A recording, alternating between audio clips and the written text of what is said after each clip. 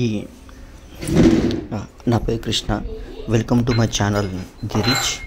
ఈరోజు మీకు ఈ పక్షి తీర్థం గురించి చెప్పాలనుకుంటున్నాను. ఈ పక్షి తీర్థం అనేది తమిళనాడు రాష్ట్రంలోని చెంగల్పట్టుకు దగ్గరలో ఉంది ఈ పక్షి తీర్థం.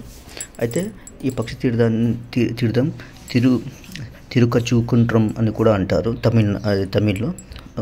ఇది చెంగల్పట్టుకి 15 కిలోమీటర్ల దూరంలో ఉంది.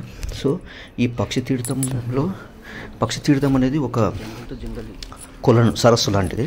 సో చాలామంది దాంట్లో స్నానం చేసిన తర్వాత పైకి గుడికి వెళ్తారు.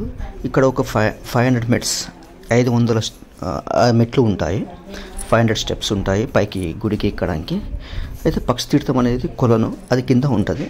అయితే స్నానం చేసిన తర్వాత పైకి వెళ్ళి ఆ కొండ మీద శివుడు ఉంటాడు. అది శివాలయం. యాక్చువల్గా పక్షి తీర్థం అంటే ఒక శివాలయము. సో కాబట్టి ఇక్కడ ఒకప్పుడు 2 పక్షులు ప్రతిరోజు పొద్దున పూట వచ్చి అక్కడ బ్రాహ్మణుడు పెట్టే ప్రసాదాన్ని తిని వెళ్ళేవి. కొన్ని సంవత్సరాల క్రితం, గత 20 సంవత్సరాల నుంచి ఆ పక్షులు రావట్లేదు. కాబట్టి ఈ వీడియోలో మీరు చూడొచ్చు, ఒక 2 పక్షులు ఉంటాయి.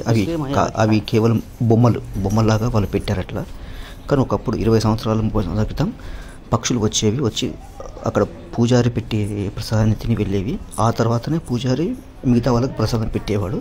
సో ఈ గత 15 సంవత్సరాల నుంచి ఆ పక్షులు రావట్లేదు.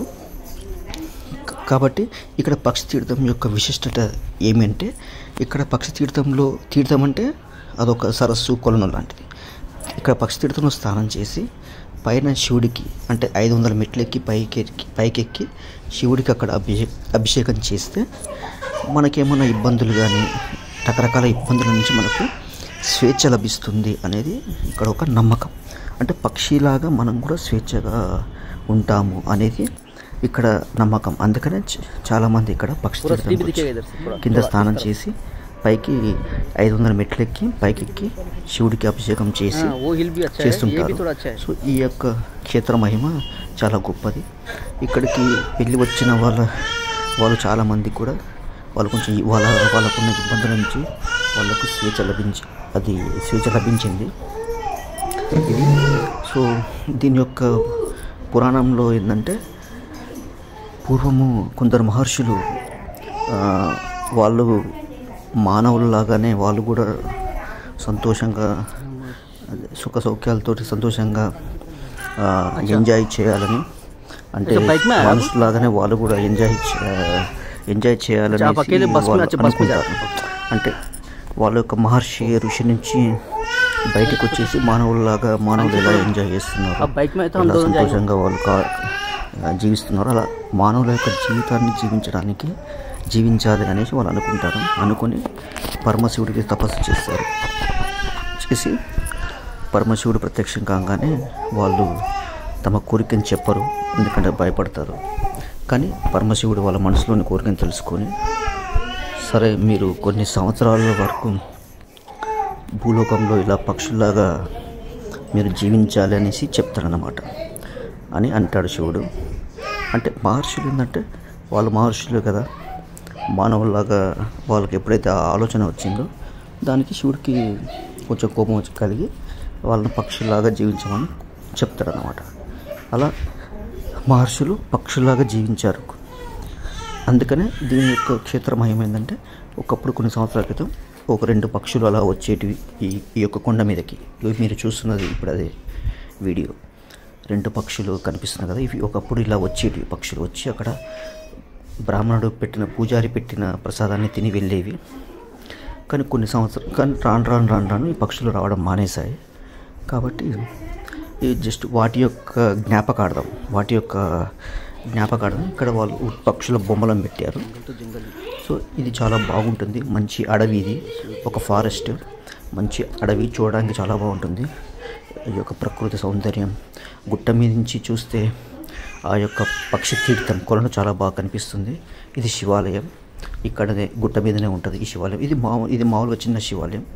పెద్ద శివాలయం పైన ఉంటుంది. అక్కడ మనం అభిషేకం చేయాలి.